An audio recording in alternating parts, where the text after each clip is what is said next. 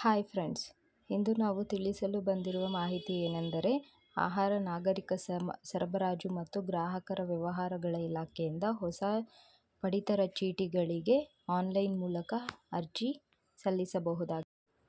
ಈ ಒಂದು ವಿಡಿಯೋದಲ್ಲಿ ನಿಮಗೆ ಸ್ಟೆಪ್ ಬೈ ಸ್ಟೆಪ್ ಇಮೇಜ್ಗಳ ಮೂಲಕ ಆನ್ಲೈನ್ನಲ್ಲಿ ರೇಷನ್ ಕಾರ್ಡನ್ನು ಹೇಗೆ ಅಪ್ಲೈ ಮಾಡಬಹುದು ಎಂಬುದನ್ನು ತಿಳಿಸಿಕೊಡಲಾಗಿದೆ. ಇನ್ನು ರೇಷನ್ ಕಾರ್ಡ್ ಅಪ್ಲೈ ಮಾಡಲು ಆನ್ಲೈನ್ನಲ್ಲಿ ಅವಕಾಶ ನೀಡದ ಕಾರಣ ನಾವು ಇಮೇಜ್ಗಳ ಮೂಲಕ ತೋರಿಸಿದ್ದೇವೆ. ಅಪ್ಲಿಕೇಶನನ್ನು ಆನ್ಲೈನ್ನಲ್ಲಿ ಸಬ್ಮಿಟ್ ಮಾಡಲು ಸ್ಟಾರ್ಟ್ ಮಾಡಿದ ನಂತರ ನಾವು ನಿಮಗೆ ವಿಡಿಯೋವಿನ ಮೂಲಕ ಹೇಗೆ ಅಪ್ಲೈ ಮಾಡಬಹುದು ಎಂಬುದನ್ನು ಕೂಡ ತೋರಿಸಿಕೊಡುತ್ತೇವೆ. ಮೊದಲು ಅಧಿಕೃತ ವೆಬ್ಸೈಟ್ aha.cards.nic ಗೆ ಭೇಟಿ ನೀಡಿ. ಮುಖಪುಟದಲ್ಲಿ ಮುಖ್ಯ ಮೆನುವಿನಲ್ಲಿ ಇ ಸೇವೆಗಳು ವಿಭಾಗದಲ್ಲಿ ಕ್ಲಿಕ್ ಮಾಡಿ. ಇಂಗ್ಲಿಷ್ನಲ್ಲಿ ನೋಡುವವರಿಗೆ ಇ ಸರ್ವಿಸಸ್ ಅಥವಾ ನೇರವಾಗಿ ಲಿಂಕ್ ಮೇಲೆ ಕ್ಲಿಕ್ ಮಾಡಿ. ಇಲ್ಲಿ ಇ ಪಡಿತರ ಚೀಟಿ ಆಯ್ಕೆಯ ಮೇಲೆ ಕ್ಲಿಕ್ ಮಾಡಿ. ಇಂಗ್ಲಿಷ್ನಲ್ಲಿ ನೋಡುವವರಿಗೆ ಇ ರೇಷನ್ ಕಾರ್ಡ್ ಮತ್ತು ನಂತರ ಹೊಸ ಪಡಿತರ ಚೀಟಿ ಮೇಲೆ ಕ್ಲಿಕ್ ಮಾಡಿ. ಇಂಗ್ಲಿಷ್ನಲ್ಲಿ ನೋಡುವವರಿಗೆ ನ್ಯೂ ರೇಷನ್ ಕಾರ್ಡ್ ಇದರ ಮೇಲೆ ಕ್ಲಿಕ್ ಮಾಡಿ. ನಂತರ ನಿಮಗೆ ಈ ಒಂದು ಪೇಜ್ ಓಪನ್ ಆಗುತ್ತದೆ. ಇಲ್ಲಿ ಮೊದಲು ಭಾಷೆ ಆಯ್ಕೆ ಮಾಡಿಕೊಳ್ಳಿ. ಇದರಲ್ಲಿ ಕನ್ನಡ ಆಯ್ಕೆ ಮಾಡಿ. ಅದಾದ ನಂತರ ನಿಮಗೆ ಇನ್ನೊಂದು ಪೇಜ್ ಓಪನ್ ಆಗುತ್ತದೆ. ಅದರಲ್ಲಿ ಪಡಿತರ ಚೀಟಿಗೆ ಅರ್ಜಿ ಸಲ್ಲಿಸಲು ಬಳಕೆದಾರರು ಹೊಸ ರೇಷನ್ ಕಾರ್ಡ್ ವಿನಂತಿ ಆಯ್ಕೆಯನ್ನು ಕ್ಲಿಕ್ ಮಾಡಬೇಕು. NPHH ರೇಷನ್ ಕಾರ್ಡ್ಗೆ ಅರ್ಜಿ ಸಲ್ಲಿಸಲು ಬಳಕೆದಾರರು ನಾನ್ ಪ್ರಯಾರಿಟಿ ಹೌಸ್ ಹೋಲ್ಡ್ NPHH ಆಯ್ಕೆಯನ್ನು ಕ್ಲಿಕ್ ಮಾಡಬೇಕು. ಅದಾದ ನಂತರ ನಿಮಗೆ ಇನ್ನೂ ಒಂದು ಮುಖಪುಟ ತೆರೆಯುತ್ತದೆ.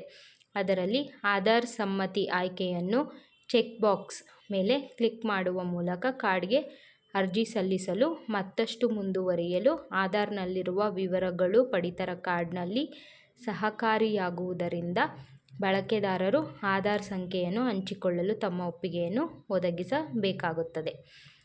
ಅದಾದ ನಂತರ ಕೆಳಗಿನ 2 ಆಧಾರ್ ಆಧಾರಿತ ದೃಢೀಕರಣ ಆಯ್ಕೆಗಳನ್ನು ಒದಗಿಸಲಾಗಿದೆ. ಬಳಕೆದಾರರು ಆಧಾರ್ನೊಂದಿಗೆ ನೋಂದಾಯಿಸಲಾದ ಮೊಬೈಲ್ ಸಂಖ್ಯೆಗೆ ಒನ್ ಟೈಮ್ ಪಾಸ್ವರ್ಡ್ ಅನ್ನು ಆಯ್ಕೆ ಮಾಡಬಹುದು. ಈ ಆಯ್ಕೆಯನ್ನು ಕ್ಲಿಕ್ ಮಾಡಿದಾಗ ಆಧಾರ್ನಿಂದ ಆಧಾರ್ನಲ್ಲಿ ನೋಂದಾಯಿಸಲಾದ ಮೊಬೈಲ್ ಸಂಖ್ಯೆಗೆ OTP ಕಳುಹಿಸಲಾಗುತ್ತದೆ. ಇದಾದ ನಂತರ ಬಳಕೆದಾರರು ಆಧಾರ್ನಲ್ಲಿ ನೋಂದಾಯಿಸಿದ ಆಧಾರ್ ಸಂಖ್ಯೆ ಮತ್ತು ಮೊಬೈಲ್ ಸಂಖ್ಯೆಯನ್ನು ನಮೂದಿಸಬೇಕು ಮತ್ತು ಗೋ ಬಟನ್ ಕ್ಲಿಕ್ ಮಾಡಬೇಕಾಗುತ್ತದೆ. ಇದಾದ ನಂತರ OTP ಮತ್ತು ಕ್ಯಾಪ್ಚಾ ಯಶಸ್ವಿ ಪರಿಶೀಲನೆಯಲ್ಲಿ ಹೆಸರು, ಹುಟ್ಟಿದ ದಿನಾಂಕ, ಹುಟ್ಟಿದ ವರ್ಷ, ಲಿಂಗ ಮತ್ತು ಫೋಟೋದಂತಹ ವಿವರಗಳನ್ನು ಪ್ರದರ್ಶಿಸಲಾಗುತ್ತದೆ.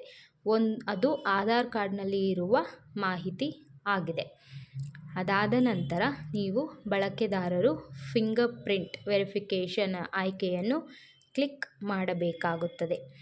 ಬಳಕೆದಾರರು ಕ್ಯಾಪ್ಚಾ ಬಟನ್ ಅನ್ನು ಕ್ಲಿಕ್ ಮಾಡಬೇಕು ಮತ್ತು ಬಯೋಮೆಟ್ರಿಕ್ ಸಾಧನವನ್ನು ಬಳಸಿಕೊಂಡು ಫಿಂಗರ್ ಇಂಪ್ರೆಷನ್ ಅನ್ನು ಸೆರೆ ಹಿಡಿಯಬೇಕು. ಅಲ್ಲದೆ ಚಿತ್ರದಲ್ಲಿ ತೋರಿಸಿರುವಂತೆ ಕ್ಯಾಪ್ಚಾವನ್ನು ನಮೂದಿಸಿ.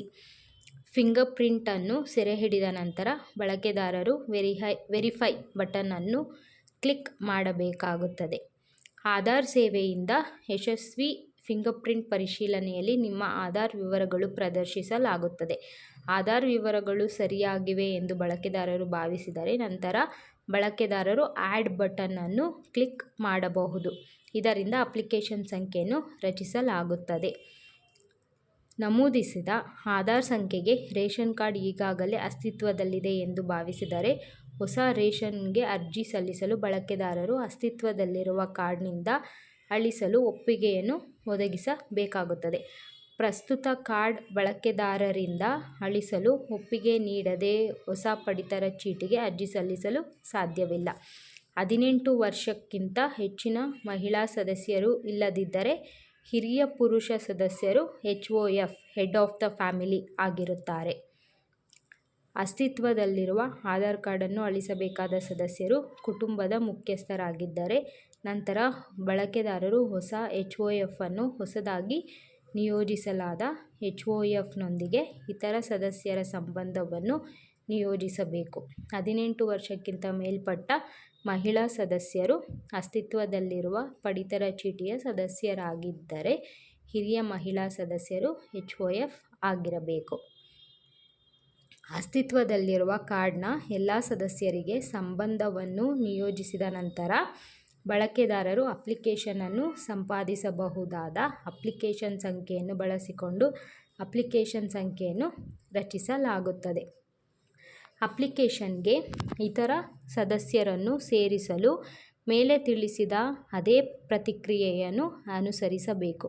ಅಪ್ಲಿಕೇಶನ್ನಿಂದ ಸದಸ್ಯರನ್ನು ಅಳಿಸಲು ಬಳಕೆದಾರರು ಸದಸ್ಯರನ್ನು ಅಳಿಸಲು ಚೆಕ್ ಬಾಕ್ಸ್ ಅನ್ನು ಪರಿಶೀಲಿಸಬೇಕು ಮತ್ತು ಡಿಲೀಟ್ ಆರ್ ಆ್ಯಡ್ ಅಗೈನ್ ಸೇರಿಸು ಬಟನ್ ಅನ್ನು ಕ್ಲಿಕ್ ಮಾಡಬೇಕು.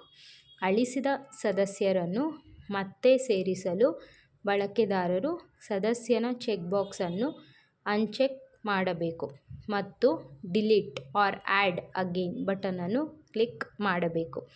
ಸದಸ್ಯರ ಸೇರ್ಪಡೆಯ ನಂತರ ಅಪ್ಲಿಕೇಶನ್ ಭರ್ತಿ ಮಾಡುವುದನ್ನು ಮುಂದುವರಿಸಲು ಬಳಕೆದಾರರು ಮುಂದಿನ ಹಂತವನ್ನು ನೆಕ್ಸ್ಟ್ ಸ್ಟೇಜ್ ಕ್ಲಿಕ್ ಮಾಡಬೇಕಾಗುತ್ತದೆ.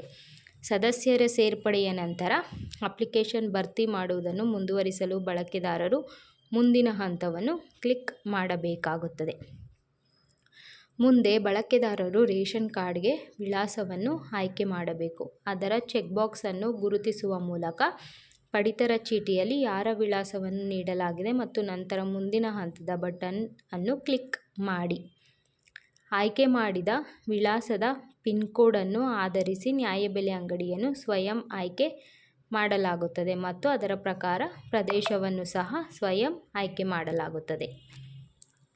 ನಗರ ಪ್ರದೇಶಕ್ಕಾಗಿ ಬಳಕೆದಾರರು ಡ್ರಾಪ್ ಡೌನ್ ಪಟ್ಟಿಯಿಂದ ನಗರವನ್ನು ಆಯ್ಕೆ ಮಾಡಬೇಕಾಗುತ್ತದೆ. ನಗರದ ಆಯ್ಕೆಯ ಮೇಲೆ ಬಳಕೆದಾರರು ವಾರ್ಡ್ ಸಂಖ್ಯೆ ಮತ್ತು ಪ್ರದೇಶವನ್ನು ಮತ್ತಷ್ಟು ಆಯ್ಕೆ ಮಾಡಬೇಕಾಗುತ್ತದೆ. ಗ್ರಾಮೀಣ ಪ್ರದೇಶಕ್ಕಾಗಿ ಬಳಕೆದಾರರು ಡ್ರಾಪ್ ಡೌನ್ ಪಟ್ಟಿಯಲ್ಲಿ ಪಂಚಾಯತ್ ಅನ್ನು ಆಯ್ಕೆ ಮಾಡಬೇಕು ಮತ್ತು ಗ್ರಾಮ ಪಂಚಾಯತ್ನ ಗ್ರಾಮವನ್ನು ಮತ್ತಷ್ಟು ಆಯ್ಕೆ ಮಾಡಬೇಕು. ನಗರ ಆರ್ ಪಂಚಾಯತ್ ಅನ್ನು ಆಯ್ಕೆ ಮಾಡಿದ ನಂತರ ಬಳಕೆದಾರರು ಮತ್ತಷ್ಟು ಮುಂದುವರಿಯಲು ಮುಂದಿನ ಹಂತದ ಬಟನ್ ಅನ್ನು ಕ್ಲಿಕ್ ಮಾಡಬೇಕಾಗುತ್ತದೆ. ಬಳಕೆದಾರರು 18 ವರ್ಷಕ್ಕಿಂತ ಮೇಲ್ಪಟ್ಟ ಹಿರಿಯ ಮಹಿಳಾ ಸದಸ್ಯರನ್ನು HOF ಎಂದು ಆಯ್ಕೆ ಮಾಡಬೇಕು. 18 ವರ್ಷಕ್ಕಿಂತ ಹೆಚ್ಚಿನ ಮಹಿಳಾ ಸದಸ್ಯರು ಇಲ್ಲದಿದ್ದರೆ ಹಿರಿಯ ಪುರುಷ ಸದಸ್ಯರನ್ನು HOF ಆಗಿ ಆಯ್ಕೆ ಮಾಡಬೇಕು. HOF ಅನ್ನು ಆಯ್ಕೆ ಮಾಡಿದ ನಂತರ ಮುಂದಿನ ಹಂತದ ಬಟನ್ ಅನ್ನು ಕ್ಲಿಕ್ ಮಾಡಿ. ನಂತರ ಸದಸ್ಯರಿಗೆ ಆಯ್ಕೆ ಬಟನ್ ಅನ್ನು ಕ್ಲಿಕ್ ಮಾಡುವ ಮೂಲಕ HOF ಜೊತೆಗಿನ ರಿಮೈನಿಂಗ್ ಸದಸ್ಯರ ಸಂಬಂಧವನ್ನು ನಿಯೋಜಿಸಬೇಕು. ಎಲ್ಲ ಸದಸ್ಯರ ಸಂಬಂಧವನ್ನು ನಿಯೋಜಿಸಿದ ನಂತರ ಬಳಕೆದಾರರು ಉಳಿಸು ಬಟನ್ ಅನ್ನು ಕ್ಲಿಕ್ ಮಾಡಬೇಕು. ಪಡಿತರವನ್ನು ಪಡೆಯಲು ಸಿದ್ಧರಿದ್ದರೆ ಬಳಕೆದಾರರು ಹೌದು ಎಂಬ ಆಯ್ಕೆ ಮಾಡಬೇಕು. ಬಳಕೆದಾರರು ಪಡಿತರವನ್ನು ಪಡೆಯಲು ಸಿದ್ಧರಿಲ್ಲದಿದ್ದರೆ ಬಳಕೆದಾರರು ಇಲ್ಲ ಆಯ್ಕೆಯನ್ನು ಆರಿಸಬೇಕಾಗುತ್ತದೆ. ಪಡಿತರ ಚೀಟಿಯ ಮುದ್ರಿತ ಪ್ರತಿಯನ್ನು ಸ್ಪೀಡ್ ಪೋಸ್ಟ್ ಮೂಲಕ ಆಯ್ದ ವಿಳಾಸಕ್ಕೆ ತಲುಪಿಸಲಾಗುವುದು ಮತ್ತು ರೂ. 70 ಸೇವಾ ಶುಲ್ಕವಾಗಿದೆ ಮತ್ತು ಅದೇ ಪರದೆಯ ಮೇಲೆ ಪ್ರದರ್ಶಿಸಲಾಗುತ್ತದೆ. ಪಡಿತರ ಆಯ್ಕೆಯನ್ನು ಆಯ್ಕೆ ಮಾಡಿದ ನಂತರ ಅಂತಿಮವಾಗಿ ಬಳಕೆದಾರರು ಅರ್ಜಿಯನ್ನು ಸಲ್ಲಿಸಲು ಗೋ ಬಟನ್ ಅನ್ನು ಆಯ್ಕೆ ಮಾಡಬೇಕಾಗುತ್ತದೆ ಮತ್ತು ಪಡಿತರ ಚೀಟಿಯ ಮಾದರಿ ಪ್ರತಿಯನ್ನು ಪ್ರದರ್ಶಿಸಲಾಗುತ್ತದೆ.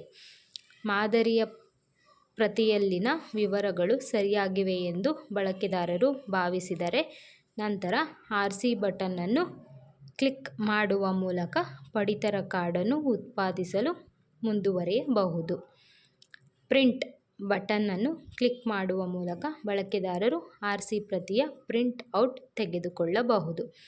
ಹೀಗೆ ನಿಮ್ಮ ರೇಷನ್ ಕಾರ್ಡನ್ನು ನೀವು ಅಪ್ಲೈ ಮಾಡುವ ಪ್ರೊಸೆಸ್. ಈ ಮಾಹಿತಿ ನಿಮಗೆ ಸಹಾಯಕವಾಗಿದೆ ಎಂದು ನಾವು ಭಾವಿಸಿದ್ದೇವೆ. ಇದೇ ರೀತಿಯ ಹೆಚ್ಚಿನ ಮಾಹಿತಿಗಾಗಿ ನಮ್ಮ ಯೂಟ್ಯೂಬ್ ಚಾನಲನ್ನು ಸಬ್ಸ್ಕ್ರೈಬ್ ಮಾಡಿ, ಲೈಕ್ ಮಾಡಿ, ಶೇರ್ ಮಾಡಿ, ಕಮೆಂಟ್ ಮಾಡಿ. ದಯವಿಟ್ಟು ಇನ್ನೂ ಹೆಚ್ಚಿನ ವಿಡಿಯೋಗಳಿಗಾಗಿ ನಮ್ಮನ್ನು ಪ್ರೋತ್ಸಾಹಿಸಿ. ಧನ್ಯವಾದಗಳು.